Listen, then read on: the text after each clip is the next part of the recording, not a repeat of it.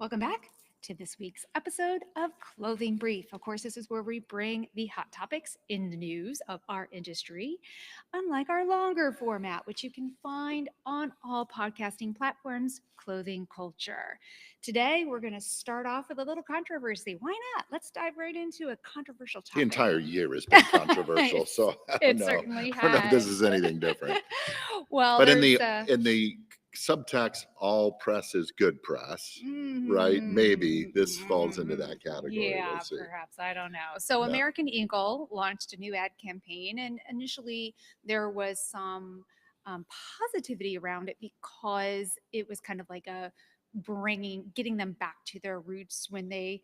The heyday of the early 90s, re-engaging their younger audience and sales was on fire Yeah. until the ad campaigns came under fire due to some insensitivity. What do you know about this, Brett? Well, I think this kind of leads to a much bigger conversation. There's been a lot of DEI clampdowns. There's Mhm. been a lot of undertones of racism and white supremacy kind of creeping into our space after a lot of years of diversity conversation and trying to eliminate barriers for Mhm. race. And so I think this falls into one of those things that I don't think it was an intentional deal, of course, by the company, but I think it fell on sensitive Mhm. viewers. And I think that Right. there is backlash.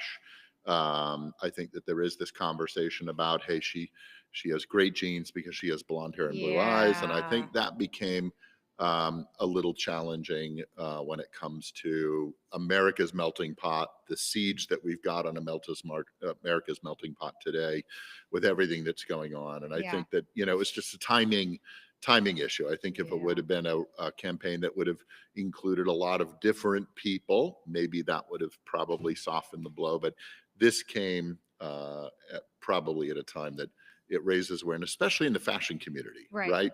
You know, uh, we have a very diverse community in the fashion community. A lot of those diverse peoples are under attack, and I think that Yeah. there is this kind of pushback. I think it's interesting because, to my point, all press is good press. This happened years ago with Mhm. Calvin Klein. There was a big Mhm. controversial launch many years ago. There was some pushback on Calvin Klein. It rocketed their sales. And what Wow. happened at American Eagle, even though there's this pushback, some people are saying, I'm never buying again. They're being Yeah. very insensitive. There was an 18% stock jump. There Isn't was that a crazy? tick up. And I think, when you look in detail, they could have been perhaps a little more sensitive Yep. to the launch, but a lot of the proceeds of this whole thing are going to her jeans, are going to the crisis text line, which is a really good cause. And we'll see if it blows over. We'll see how they manage the two campaigns. There were Mhm. kind of two campaigns that were to the audiences they thought were a little sexualized. Right. But that's um, nothing new in it's advertising, nor in not. our It entertainment really or anything isn't. like that. And so I think one was taken down, one's still out Yeah. there, and so we'll see. One point of success is something that we talk to a lot of brands about is aligning with a positive cause. And as you brought up, this campaign or this specific gene, the sales of that is supposed to go support awareness of domestic violence, and Yeah, there is a specific crisis text line. Yeah, yes recipient of the profits from this. So I think that that is a positive, but you're right, it's people have to be very thoughtful when they're putting promotional campaigns out there and make sure that they're really looking at the age that we're in. Um, it uh, it it it, it is going to become one of those campaigns that people talk about and reference. I'm hearing uh, educators talk about this and hmm, saying, hey, this is going to go in my syllabus. We're going to talk about why this is important to be looking at yeah, deeper. So it is kind of one of those things. This campaign's going to be talked about. yeah, It's going to American Eagle is going to be now the recipient of a lot of conversation. right. So, And even though um, the current administration wants to crush DEI initiatives and they think they're all overblown and unbalanced, the reality out there on the ground is that it could be a completely different conversation. mhm. People are a little upset. Understandable. So let's talk the double T's again. We, of course, are talking about tariffs, and it does seem that we've come to a U.S. and EU agreement. There is, yes, there is an agreement. The latest news is that EU maybe gave up a little more than they should have in this thing to Mm. avert the tariffs. Most people might put this in a win column for the Trump administration. There's a 15% tariff applied to approximately about 70% of EU goods. That followed a negotiation on tariffs with Japan. We're expecting additional countries to come into line. For the manufacturing business, look, the important ones that we have to keep an eye on are India and China, Vietnam Mhm. and Cambodia. Those are big manufacturing places. Not to underscore some of the others, Indonesia is really pumping a lot of volume recently. But all of these conversations are going to be a little more important for our industry Mhm. than the current UK kind of deal. We're hearing that the China current tariffs might be extended to allow more time for conversation there. And then Modi is probably still doing a really good job. He's a great negotiator and understands the landscape pretty well for India. India's increasing a lot in volume, and so we should be looking forward to seeing news on those tariffs coming Pretty up. I don't think soon. anyone wants to get on the backside of, Yeah. inflated tariffs. So this is really falling suit with, I would say, your original prediction, which was the the initial rollout is going to induce shock, and then it's going to become a matter of negotiations that will still end up in a higher tax than what we were paying, but hey, it's going to feel a lot better than the inflated amount that we were initially presented. Yeah, at the core, look, no one's that naive to not believe that we American citizens are getting taxed. Mhm. We're bailing ourselves out of a really deep deficit. The new, you know, big beautiful bill is going to cause a lot more expense overall. This is going to help shore up some of it, but not Mhm. all of it. And so, that is at the core.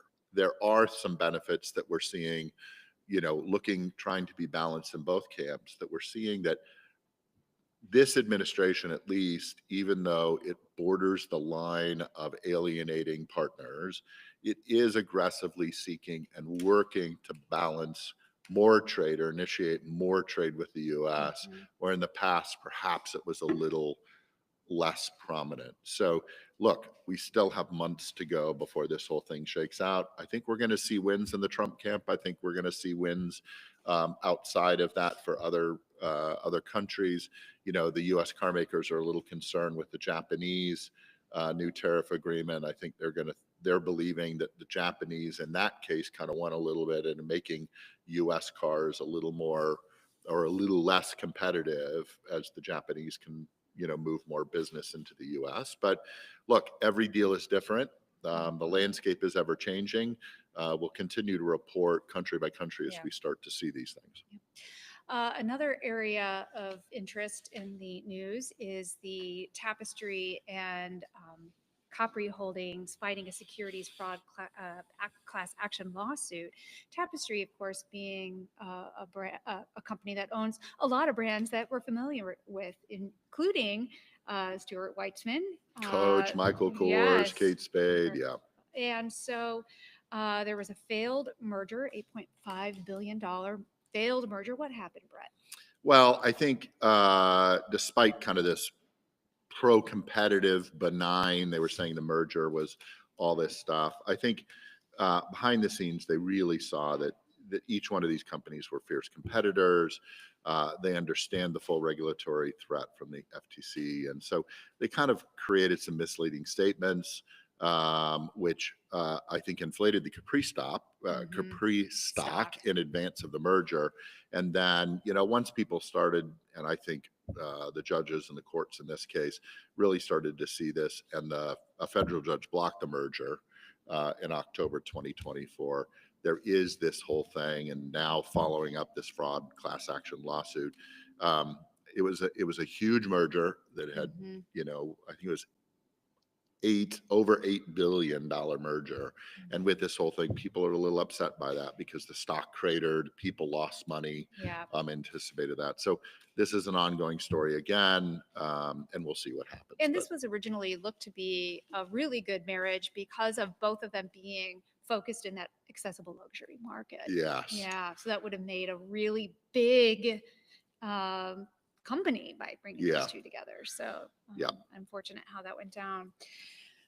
So we've got some good news on freight. It seems like ever since COVID, we were constantly reporting freight is up, freight is up, yeah. freight is up. We're now seeing a little bit of a reduction. Yeah, I think, and this is really specifically from Asia to the US. I think some of this is the ramifications of the tariffs that are going on, the tariff war and the tariff fights. Mm, But we're seeing, when in June, 40-foot container prices were as high as $6,000 on spot freight. It's plunged over 50% less. wow. So that's really a positive kind of situation for freight forwarders and customers importing. Currently, for about a 40-footer, it's probably $2,400 or Mhm. something, and that falls back into kind of pre-tariff or pre-COVID levels. And so that's good. I think it is following demand. We're yet to go into the holiday season. We're yet to see some of the impacts on adjusting tariffs coming up. But for those that are shipping now, take advantage of that benefit. No kidding. Because, when you look at dollars to dollars, there's ways to look at, you got to look at the whole picture. Yeah, It's not just getting the garments made.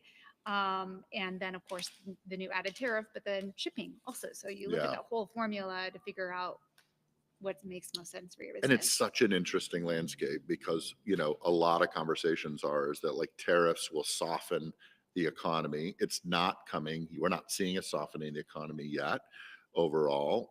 They're saying it's still yet to Hmm. come. We'll see. And so with the thought process of, a softened economy, less consumption, less purchasing, these things kind of fall into place where, things get less expensive to generate more trade. And so, again, we'll see what happens in the Yeah. next few months. Our final story of the day is kind of a Super important it is story, by the it's way. actually a follow up to a story Yeah. we featured a few weeks ago about the Labubu craze. What is wild to see is now there's Labubu fakes hitting the market, and somebody that is coming into our news lines is 7-Eleven. They're being sued for selling fake Labubus. Yep. It's interesting. Pop Marcus filed lawsuit against 7-Eleven, and in a big switch, Hmm.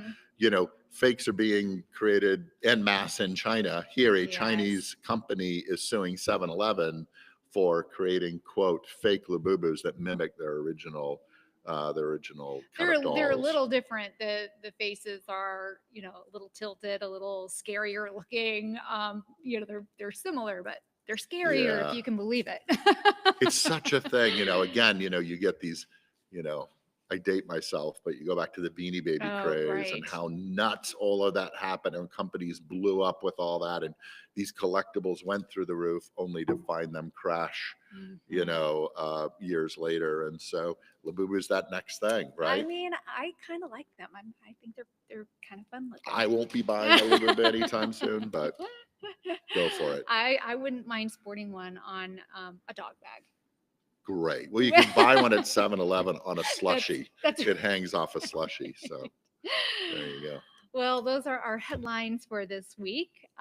Don't forget to subscribe to stay apprised of upcoming conversations and join us back here a week from now to catch up on the latest and greatest in the news. Thank you for joining us.